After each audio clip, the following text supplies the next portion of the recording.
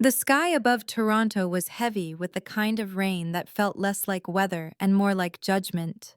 Gray clouds pressed down on the city, flattening its towers into silhouettes and drowning the autumn colors in shades of iron. The cemetery on the edge of the Don Valley was soaked, grass clinging to shoes like a weight. Elise Montgomery stood there, the thin veil of her black hat clinging damp against her skin, her fingers trembling around the stem of a single white rose. It was not just a flower, it was a final offering, a fragile symbol of everything her mother had been and everything Elise had lost. Her mother's name was etched into the granite with clean lines, Margaret Montgomery. The stone looked stark and too permanent, its polish reflecting the pewter sky. Elise felt the cold seeping through her gloves as she traced the carved letters, her chest a hollow cavern of grief. It should have been a quiet moment, a time of reverence, but grief rarely moved uninterrupted when family was involved. Behind her, whispers carried easily through the damp air, not softened by compassion, but sharpened by disdain. The voices of her own bloodline turned the funeral into a stage for humiliation. Brianna, the older sister with her pristine manicure and carefully curated wardrobe, leaned just close enough to make sure her words would reach Elise's ears.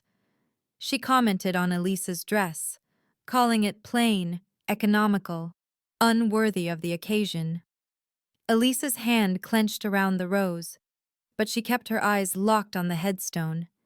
She knew the truth: the fabric of her dress had been sourced from a mill in Italy that only partnered with the most exclusive ateliers. Its value surpassed the monthly rent of Brianna's luxury condo. Yet Elise said nothing. Silence had always been her shield. Her brother Ethan, standing tall with the air of someone who never failed to remind others of his position in finance, muttered condescension about loans and financial mismanagement. Their father, Richard, carried the same commanding presence he had once wielded as a developer in Toronto's booming real estate scene. His voice was deep, dismissive, and filled with the authority of a man used to being obeyed. He announced to those gathered that the boutique Margaret had left Elise was little more than a sentimental trinket, a hobby that Elise clung to. The mourners nodded politely, their eyes flickering with sympathy not for Elise, but for a family forced to endure what they thought was the weakest among them. Inside Elise's chest, her heart pounded with a rhythm like a trapped bird. The humiliation pressed in from every side, the rain mixing with the heat of shame burning against her skin. She refused to cry. Not here, not in front of them. Instead, she pressed her thumb against the hem of her dress, feeling the texture of the fabric she had personally chosen, a fabric that carried stories of artistry and discipline. The dress was more than clothing, it was her creation, her proof that she was more than they believed.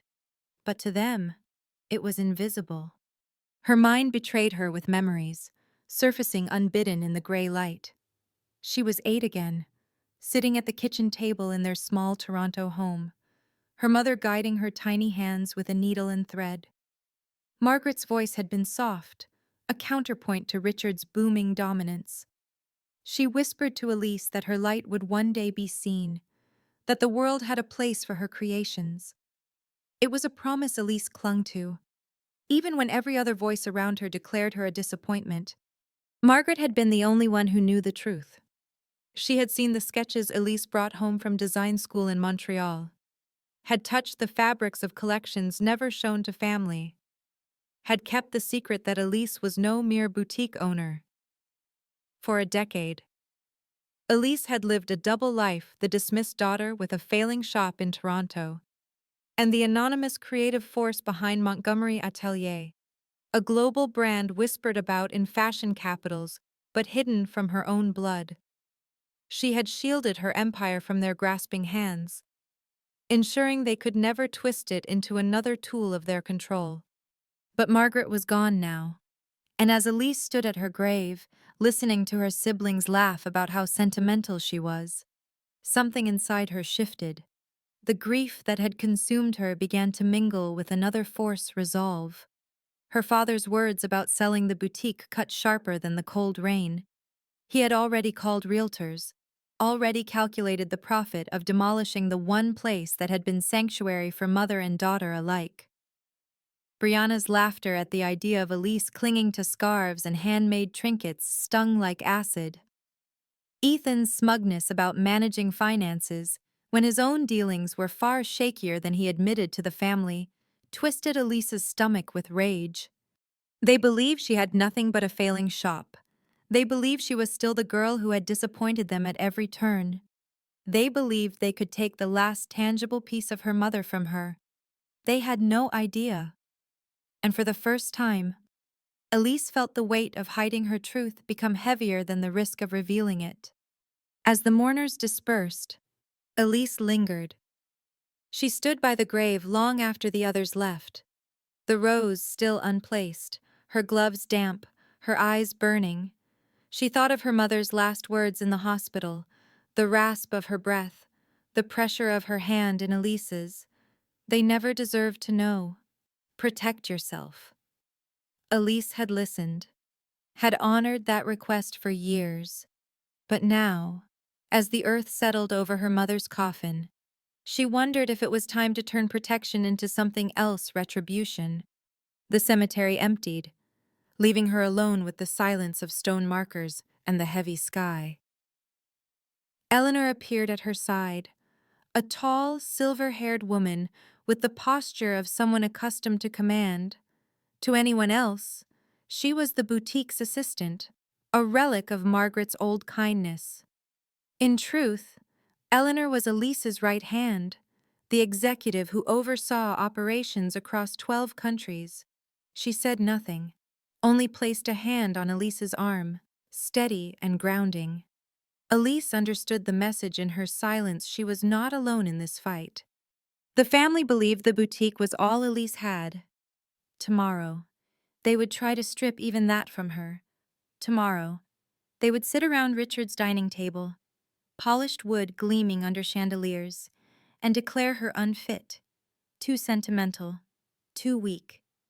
They would plan to erase her, just as they always had. But tomorrow, Elise would not arrive meek or silent. Tomorrow, she would walk into that room not as the daughter they dismissed, but as the architect of an empire they had never imagined. For tonight, she placed the rose gently against the damp soil, her gloved hand lingering on the cold granite.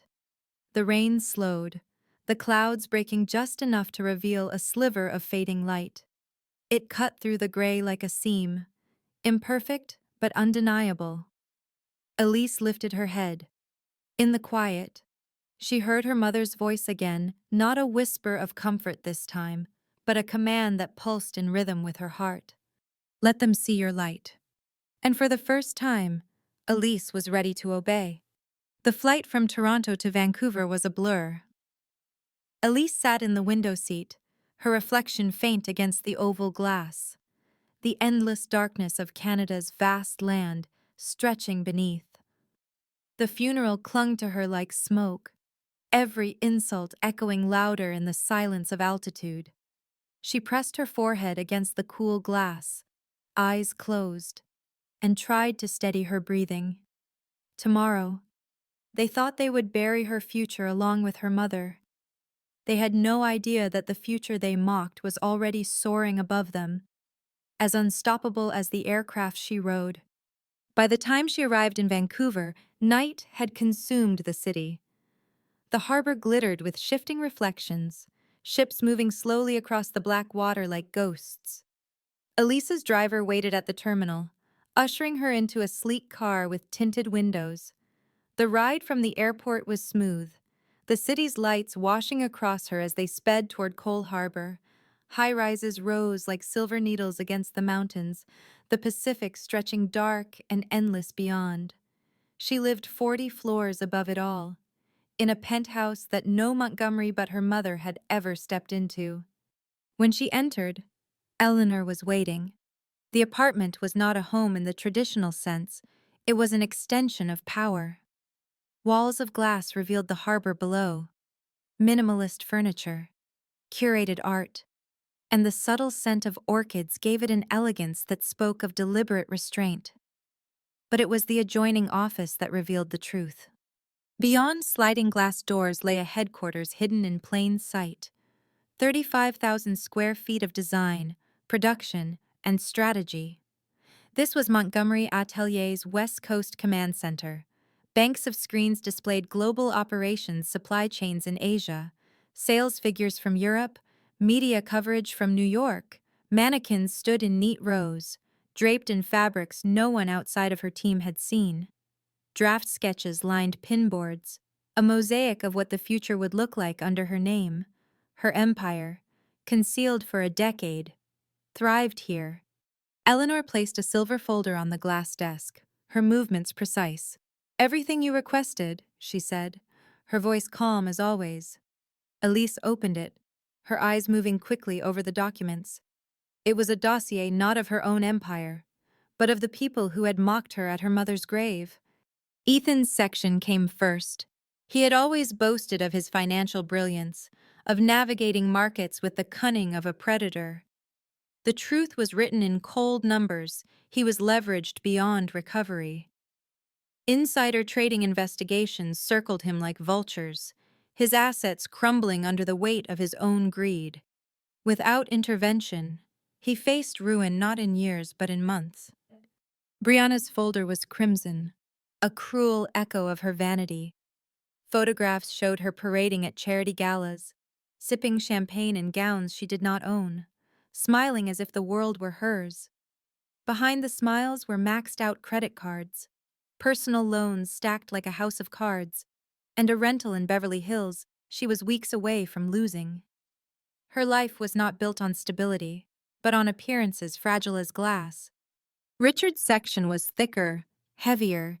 The once giant of real estate had crumbled silently, his empire eaten by failed investments and reckless refinancing. 2 coastal properties teetered on foreclosure.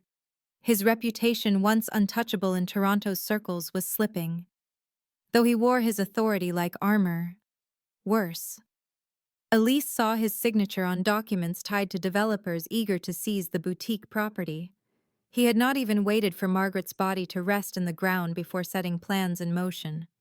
Elise's throat tightened as she absorbed the betrayal she had long suspected, but now saw in black and white. He had circled her sanctuary like a wolf, waiting for the weakest moment to strike. Margaret's illness had been his signal, her death his opportunity. She pushed the folders aside, rising to the window. Vancouver glimmered beneath her, a city of glass and rain, its skyline reflected in the still harbor. For years she had watched from here, keeping her distance from the Montgomery name, building something entirely her own. She had created a brand that fused interior design and fashion, spaces and clothing speaking to one another, a philosophy of beauty that spread from Paris to Tokyo. She had employed thousands, commanded billions, reshaped how the world saw Canadian design, and all the while, her family laughed about scarves. The irony tasted bitter on her tongue. "Do we have everything we need?" Elise asked quietly, still staring at the water. "Yes," Eleanor replied. "Financial records, correspondence, even intercepted emails between your siblings. They've been planning this confrontation for weeks." Brianna volunteered to play sympathetic. Ethan strategized psychological pressure. Richard coordinated. They expected you to be meek. Elise turned from the window, her jaw tightening. They will see something else. That night, she walked through the design floor of her headquarters. Her team worked silently under pools of light, adjusting fabrics, cutting patterns, reviewing international orders. They glanced up at her with quiet respect, not the dismissive contempt of family, but the recognition of someone who had built this world with her own hands. Elise moved among them, touching fabrics, pausing at sketches, feeling the pulse of the empire she had hidden. Every seam, every stitch, every design was proof of her resilience. Each piece was a shield forged in silence, a weapon disguised as beauty. For 10 years, She had chosen to remain unseen. Tomorrow, the curtain would lift. Her mother's boutique had always been more than a shop. It was the face of her survival, the mask she wore to protect what lay beneath. Margaret had known, had smiled knowingly when Elise showed her sketches in private, had whispered that greatness did not need applause to exist. Elise had promised her she would remain safe, but safety was no longer the goal. Safety had died with Margaret. Now there was only justice. As dawn broke over Vancouver, Elise stood at her penthouse window, coffee cooling in her hand, watching the city stretch awake. Planes lifted into the pale sky, ferries cut across the harbor. People below hurried into lives they thought ordinary. She felt the city hum beneath her, the empire hum around her, and the echo of her family's laughter hum inside her skull. Tomorrow, she would walk into Richard's house as the daughter they had always dismissed. But tomorrow, she would not walk out as her old self. Tomorrow, the world of the Montgomerys would collide with the empire of Montgomery Atelier. And only one would survive intact. The morning of the confrontation dawned with a deceptive calm. Toronto's skyline was washed in pale light, the glass towers catching the early sun like polished blades. Elise dressed deliberately, choosing a slate gray skirt and a silk blouse of her own design. The fabric moved like water, unassuming yet precise, cut to perfection. To her family, it would look modest, as always, but beneath its lines lay the confidence of someone who no longer hid behind veils. She arrived at her mother's boutique 3 hours before the appointed meeting. The storefront sat quietly on a corner of Bloor Street. The same modest face it had always presented clean windows, tasteful displays of scarves and handmade dresses, a shop that whispered of sentimentality rather than empire. This facade had protected her for a decade, a mask so effective that even her father, once a titan of property, had dismissed it without question. Inside, however, the transformation had already begun. Behind the employee's only sign, the boutique unfolded into what it truly was, a vast, state-of-the-art headquarters. Glass walls revealed design studios buzzing with work. Mannequins displayed collections not yet shown to the world. Awards, certificates, and framed magazine covers lined the walls. The hum of sewing machines mixed with the tapping of keyboards as her team prepared for launches in Milan and Tokyo. For the first time, Elise would allow her family to see this hidden world. Her legal advisor, Samuel Whitaker, met her in the conference room. A tall man with silver-rimmed glasses, he carried a leather portfolio thick with documents. "Your mother left everything to you," he reminded her. "The boutique, the estate, full control of family assets." She anticipated this conflict and secured the paperwork. Elise's throat tightened as she opened the manila envelope. Every page bore her mother's signature and seal. Margaret had known this day would come. She had known Richard would try to strip Elise of what was hers, and she had ensured her daughter would not face it defenseless. At precisely 2 o'clock, the Montgomery family arrived. Richard entered first, his presence filling the modest shop like a storm cloud. Brianna followed, her heels clicking against the hardwood, her lips curling at the sight of fabric displays. Ethan trailed behind, eyes sharp, impatience radiating from every movement. "Well," Richard said, his voice carrying the authority of boardrooms past, "I hope you'll be reasonable today. This property has development potential. It's time to let go of sentimentality." Elise met his gaze without flinching. "Follow me." She led them past the counter, past the employee's only sign. For a moment, they hesitated, unaccustomed to stepping into a place they had always considered beneath them. Then the glass doors opened, and the illusion shattered. The sight that met them was not of a quaint boutique, but of an empire unveiled. Designers worked at drafting tables under bright lights. Mannequins in couture lined the hall. Screens displayed global sales figures in real time. The Montgomery Atelier logo gleamed on the far wall. Unmistakable. Undeniable. Brianna gasped, her perfectly manicured hand flying to her mouth. Ethan froze mid-step, his confidence faltering. Richard's face tightened, a mask of disbelief slipping for the briefest second before hardening into anger. "What is this?" Richard demanded, though his voice no longer carried its usual certainty. "This," Elise said, her tone steady, "is the truth. The boutique was never just a store. It was the mask I allowed you to see. Behind it, I built a global fashion empire. Montgomery Atelier, my creation, my work, my life. The empire you dismissed as scarves and hobbies." Silence fell heavy. The weight of 10 years pressed down on them in that room, stripping away the arrogance that had draped them like fine clothing. For the first time, Elise's family stood speechless before her. A young designer passed by, pausing briefly. "Miss Montgomery, the Paris team needs your approval on fabric selection." Elise nodded, not breaking eye contact with her father. "Tell them cerulean for fall. Proceed with production." The designer moved on, leaving the family in stunned quiet. Ethan recovered first, reaching for a folder Elise had placed on the conference table. His eyes scanned the figures, widening with every line. "This says, annual revenue of over $2 billion. His voice cracked. "Correct," Elise replied calmly. 52 stores worldwide, more than 7,000 employees, all built without your help. Brianna's hands trembled as she flipped through photographs of Elise's collections on celebrities. Magazine covers, red carpets. Her voice was barely a whisper. "You're Kay Montgomery." "I am." Richard slammed his palm against the table. "This is absurd. You've been running a small shop, nothing more. If you had done this, I would have known. I should have been guiding you." "No," Elise said, her voice sharp as glass. "You dismissed me at every turn. You laughed at me, belittled me, and called me the family disappointment at my mother's funeral.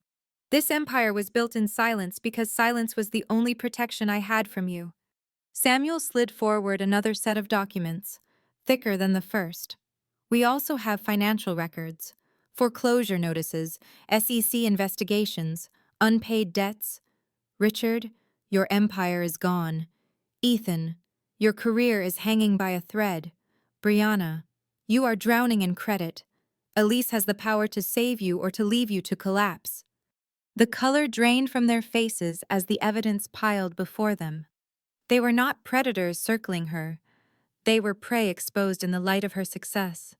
"You've been lying to us," Brianna whispered, but there was no venom left in her tone, only fear. "I've been protecting myself," Elise corrected. "From exactly this moment, from the greed, the entitlement, the manipulation. But now, everything has changed. Now you see who I am, and you will face the consequences of your choices." For the first time, the balance of power had shifted. Elise stood not as the outcast, but as the one with control. Her family had no defense, no pride strong enough to shield them from the truth staring back at them in the mirrored glass walls of her empire. Outside, the late afternoon sun began to set, painting Toronto's skyline in shades of fire. Inside, the Montgomery family sat in silence, the weight of their ruin pressing heavily against them. Elise looked at each of them in turn, her father, her brother, her sister, and saw them not as giants, but as fragile figures whose power had always been an illusion. "This is only the beginning," she said softly, but her words cut sharper than any shout. And they knew she meant it. The days after the confrontation moved with a strange clarity. News traveled fast, first in whispers through industry circles, then in bold headlines across Canadian media, and finally splashed on international outlets. The mystery of Kay Montgomery revealed. The world learned that the elusive designer behind Montgomery Atelier was not a shadowy European creative director or a faceless consortium, but Elise Montgomery, the daughter her family had dismissed as a sentimental shopkeeper. For Elise, the revelation was both a release and a reckoning. Her name was no longer a secret. Cameras sought her face. Journalists asked for her story. Magazines called her the hidden queen of Canadian design. While the world celebrated, her family reeled. Richard, once the towering patriarch of Toronto real estate, moved into a modest rental provided by Elise's company. The coastal estates were gone, swallowed by foreclosure. He no longer commanded boardrooms or developers. For the first time in his 72 years, he lived without the shield of wealth. In public, he remained silent, his pride stripped away, his legacy rewritten. Ethan's fall was sharper. The SEC investigation advanced, his carefully constructed facade crumbling under scrutiny. Elise arranged top-tier legal defense for him, but only on her terms. He was forced to sign away the illusions of power, to admit his wrongs, to cooperate fully. He no longer strutted through financial districts as a player, but walked quietly, a man learning humility in the shadow of ruin. Brianna, whose life had been an endless performance of champagne and couture, found herself behind a sales counter in Beverly Hills. At first, she resisted, bristling at the indignity of being an hourly employee. But Elise gave her no alternative. Slowly, something shifted. For the first time, Brianna discovered she had a talent for speaking with people not as an image, but as a person. Customers responded to her warmth when she allowed it to surface. It was a small redemption, fragile but real. Elise did not revel in their suffering. The satisfaction was not in watching them stumble, but in setting boundaries so clear they could never again take what was not theirs. Revenge had not been the goal, justice had. Her mother's words guided her, still protect yourself. And now, Elise understood that true protection was not secrecy, but strength made visible. In her own life, Elise turned the media storm into momentum. She established the Margaret Montgomery Foundation for Emerging Designers, a grant to support young Canadians who, like her, had been overlooked or dismissed. The foundation became her answer to pain, transforming betrayal into opportunity for others. 6 months later, she stood on stage at the International Design Awards in Montreal.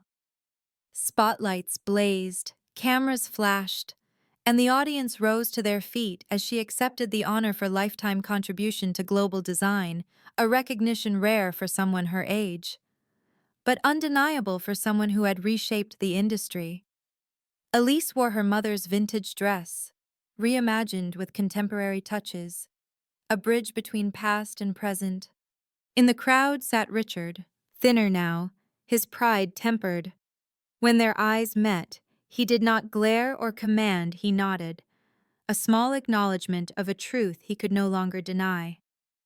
Beside him, Ethan scribbled notes for a mentoring program he had begun, helping young designers navigate contracts without falling prey to exploitation. Brianna, radiant in a dress from the affordable line she now managed, spoke animatedly with buyers, her confidence finally rooted in substance rather than show. Elise smiled faintly, not with triumph, but with peace. The family that had once mocked her now lived in the shadow of her truth, reshaped by the boundaries she had drawn. Later, in her Vancouver penthouse, she hosted a quiet dinner. Eleanor sat beside her, reviewing reports of the foundation's first successes, 3 designers saved from bankruptcy, 2 collections launched with new grants. Around the table, her family gathered not as predators, but as humbled figures learning new ways to exist. Richard spoke of volunteering at a senior center's design program. Ethan described building restitution funds. Brianna suggested scholarships for design students in Margaret's name. It was not reconciliation in the romantic sense. The scars were too deep for that. But it was transformation and evolution born not of forgiveness, but of consequence. As the evening ended, Elise stepped to the window. The harbor lights shimmered below.